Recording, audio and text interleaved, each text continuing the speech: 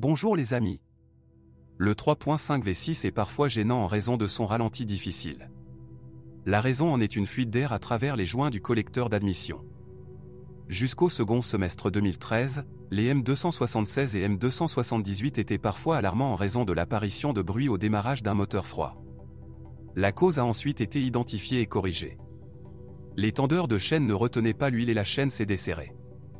Le constructeur a modifié les tendeurs et a commencé à installer des clapets anti-retour dans le canal d'alimentation en huile des tendeurs. Des symptômes similaires, bruit, crépitement, surviennent en cas de défaillance de l'embrayage de distribution de l'arbre à cam d'admission. Il ne sert à rien de retarder le remplacement, car le taux d'usure des éléments restants de l'entraînement de distribution de gaz augmente, ce qui entraînera des coûts de réparation plus élevés. Une petite révolution a été l'apparition d'un moteur diesel 4 cylindres à double suralimentation séquentielle sous le capot d'un SUV assez gros. L'un des points faibles de l'OM 651 est la pompe. Sur les modèles d'autres marques équipées d'un tel moteur, après 200 à 300 000 km, la chaîne de distribution s'étire de temps en temps. Le turbodiesel de 3 litres avec l'indice OM 642 mérite des évaluations positives. Les injecteurs de carburant et la turbine durent longtemps. Il n'y a pratiquement pas de dysfonctionnement grave obligeant à recourir à des réparations majeures. Après 100 à 150 000 km, les joints de l'échangeur de chaleur peuvent fuir.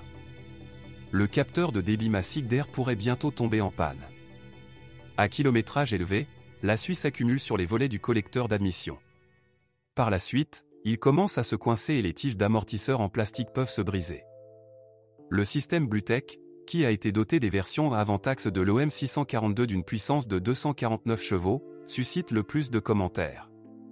Jusqu'en 2015, ils étaient désignés sous le nom de ML350 Bluetech, et après, GL350D. Par exemple, il est difficile d'ajouter du liquide AdBlue au système, conçu pour réduire la teneur en oxyde d'azote dans les gaz d'échappement. Ainsi, en roulant, un voyant jaune pourrait s'allumer brusquement, indiquant que le niveau de liquide dans le réservoir d'AdBlue est trop bas. Dans ce cas, la solution aqueuse durée dans le réservoir était clairement plus que suffisante. Des problèmes avec le système Bluetech pourraient être associés à un ou plusieurs capteurs de mesure, ressources déclarées 100 000 km, ou à un radiateur électrique. Cela se produit généralement après 100 à 150 000 km. Malheureusement, le défaut ne peut pas toujours être éliminé après une seule visite au service. Tous les groupes motopropulseurs étaient associés exclusivement à une transmission automatique à 7 rapport 7G Tronic Plus. Après avoir changé le nom de ML en GLE, une transmission automatique 9G Tronic à 9 rapports a été installée en tandem avec les moteurs diesel. Il est également allé au GL 450 AMG essence. Les propriétaires se plaignent parfois de l'apparition de chocs lors du changement de vitesse. Mais les cas de réparation sont rares, et seulement après 150 à 200 000 km. Le système de transmission intégrale est toujours impeccable. L'essieu avant est doté de double triangulation et l'essieu arrière est multibras. Tous les leviers, fusées d'essieu et moyeux sont en aluminium. Mais cela n'a pas affecté leur fiabilité. Ils durent généralement longtemps et ne posent pas encore de problème. Les amortisseurs durent plus de 100 à 150 000 km.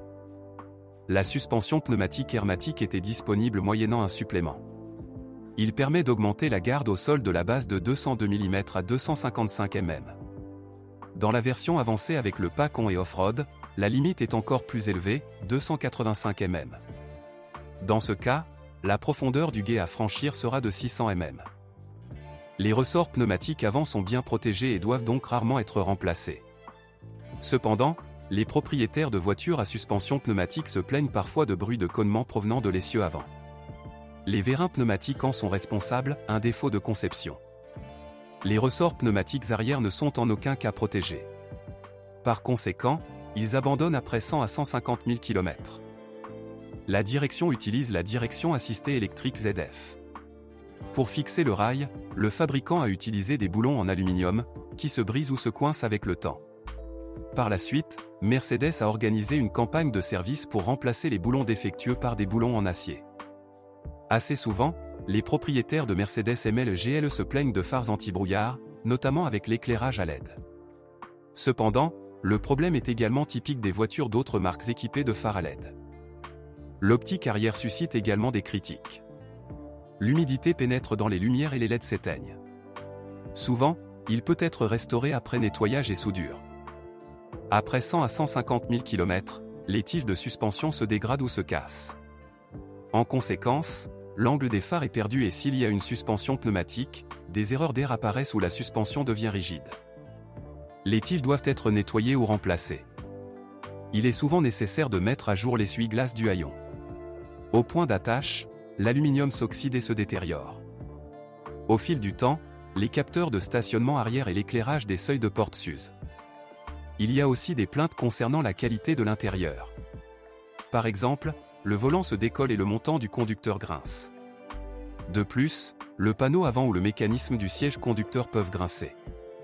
Et sur les inserts décoratifs en bois laqué situés sur les portes d'entrée, des fissures apparaissent souvent. Parfois, le système de sécurité préventive Pressaf vous inflige des erreurs. Les capteurs radars installés dans les pare-chocs avant et arrière sont généralement à blâmer. L'humidité pénètre à l'intérieur et ils échouent.